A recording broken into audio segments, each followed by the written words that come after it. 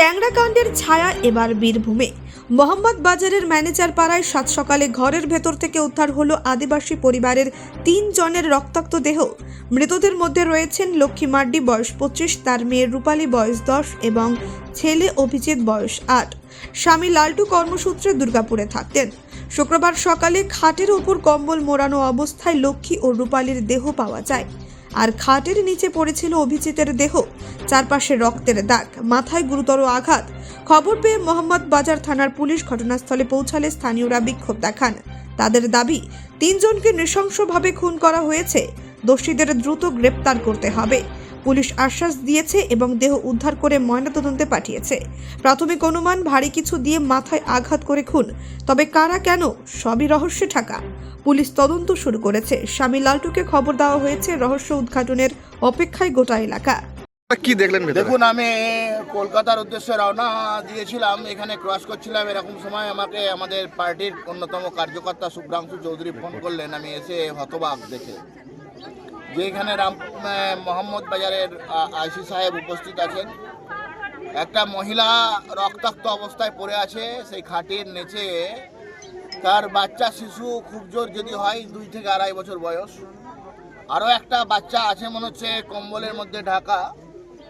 তো এই সবগুলো রক্তাক্ত অবস্থায় দেহ পড়ে আছে। আমরা এতদিন পর্যন্ত জানতাম যে পশ্চিমবাংলায় মা বোনেরা সুরক্ষিত নয়, কিন্তু অত্যন্ত দুর্ভাগ্যের বিষয়, আমি হতচকিত, অবাক আমি যে এখানে একটা শিশুও নিরাপত্তা নাই। পশ্চিমবাংলা আর এই বীরভূম জেলা আজকে দুষ্কৃতীদের স্বর্গরাজ্য হয়েছে। এরা শিশুদেরকেও মারতে পর্যন্ত এদের বুক কাঁপে না, হৃদয় কাঁপে না। আমরা আজকে এখানে উপস্থিত হয়েছি যতক্ষণ পর্যন্ত পুলিশ কুকুর না আসবে, যতক্ষণ পর্যন্ত আসামিকে অ্যারেস্ট করা না হবে, আমরা এখানে থাকব। স্বাভাবিকভাবে আমরা আমাদেরকে আন্দোলন করব এবং সংগঠিত করব মানুষকে, যে এইভাবে বাংলার মানুষ আজকে এই বাচ্চাটা হয়েছে, আগামীকালকে আমার বাড়ির বাচ্চাও কিন্তু নিরাপদ থাকবে না। সেই জন্য এই ঘটনার পূর্ণাঙ্গ নিরপেক্ষ তদন্ত চাই, এই ঘটনার সিবিআই তদন্ত চাই। ভিতরে গিয়ে কি দেখলেন? কিভাবে মারা হয়েছে? নৃশংসভাবে, অকল্পনীয়, অবর্ণনীয়। এ বর্ণনার কোনো ভাষা নাই। এরা অত্যন্ত দুঃখজনক, মর্মান্তিক ঘটনা, লজ্জাজনক ঘটনা। এ মধ্যযুগীয় বর্বরতাকে হরণ করবে।